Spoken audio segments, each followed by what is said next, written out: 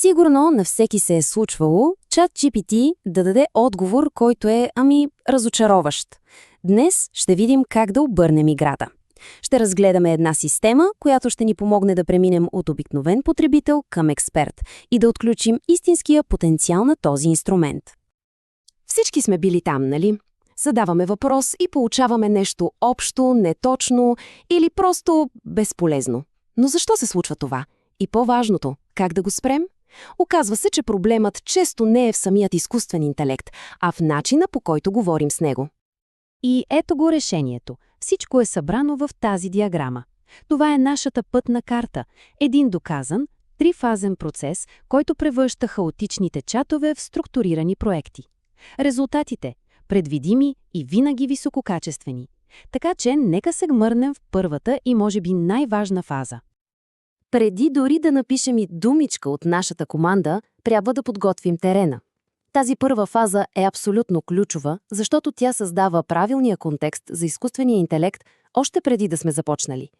Представете си го като загрявка преди голямо състезание.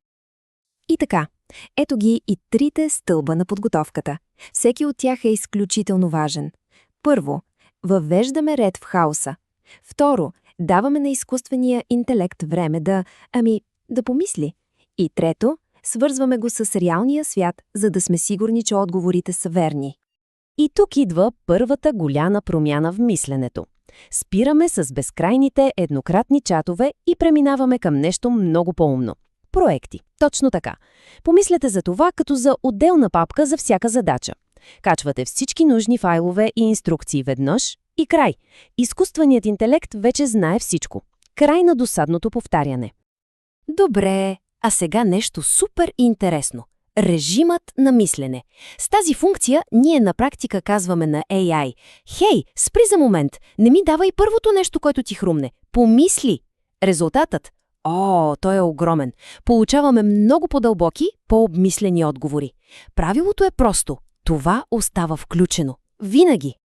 И стигаме до третият елемент от подготовката, който е нашата застраховка срещу глупости. Буквално.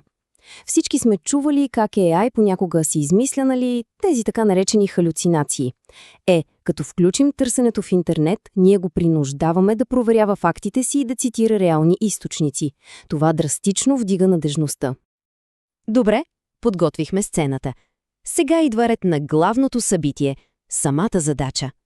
Тук се крие изкуството да кажем точно какво искаме.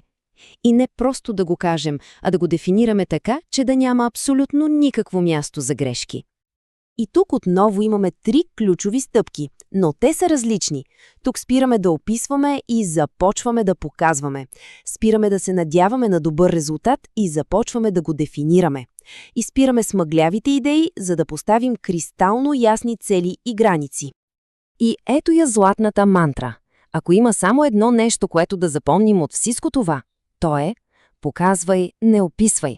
Толкова е просто. Изкуственият интелект, точно като нас, се учи най-добре от примери. Намерете идеалния пример, качете го и просто кажете: искам това. Това е най-прякия път. Добре, бриф за успех. Звучи сложно, но всъщност е много просто. Преди да поискаме каквото и да е, трябва да си отговорим на 4 въпроса. Какво искаме като краен продукт? Да кажем имейл. Как трябва да се почувства човекът, който го чете? Уверен. Как трябва да звучи самият текст? Професионално, но не студено. И най-важното, кога ще кажем браво, успяхме? Когато клиентът отговори положително. Ето, това е нашата пътна карта. И тук стигаме до една много честа грешка. Опитваме се да кажем на AI как да си свърши работата, стъпка по стъпка. Не. Нашата работа е да му кажем каква е крайната цел, да му дадем дестинацията, а той сам да намери най-добрия маршрут. Ние задаваме целта и границите, а той върши тежката работа. Супер! Получихме първият резултат. Но дали това е краят? Разбира се, че не. Сега започва истинската магия. Влизаме в последната фаза – цикъла на подобрение.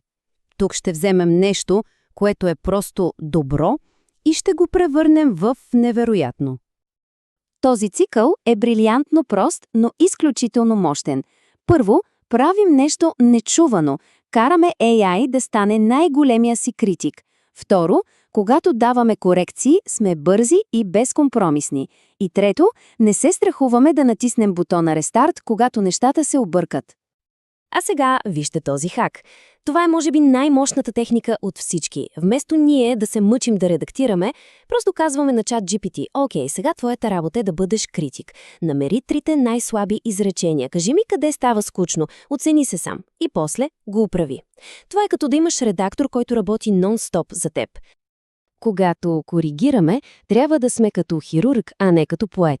Неясни фрази като «Ами, това не е точно така», не вършат никаква работа. Никаква. Трябва да сме директни. Това е грешно. Правилното е това. Оправи го и продължавай. Бързо, ясно, ефективно. И ето го обобщението в 3 думи. Кратко, директно, продължаваме. Това е всичко. Без излишни любезности или сложни обяснения. Това е езикът, който машината разбира най-добре. Идва един момент, в който всеки разговор с AI се изчерпва. Обикновено след около 8 до 10 съобщения. Качеството започва да пада, контекстът се губи. Все едно говорим по развален телефон. Какво правим тогава? Не се опитваме да го спасим. Просто натискаме рестарт. Копираме най-добрия резултат досега, отваряме чисто нов чат и казваме: ето до тук сме, давай нататък. И така, ако трябва да обобщим всичко, което видяхме, то е следното.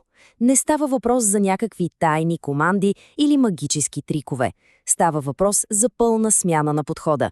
Трябва да спрем да мислим за ChatGPT като за играчка за бързи отговори и да започнем да го третираме като сериозен партньор за сериозни проекти.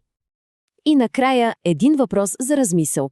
Само си представете, какво би било възможно, ако изкуственият интелект ни разбираше перфектно, всеки път? Какви проекти, които досега са изглеждали невъзможни, биха се реализирали? Системата, която разгледахме днес, е ключа към този свят. Първата стъпка вече е направена.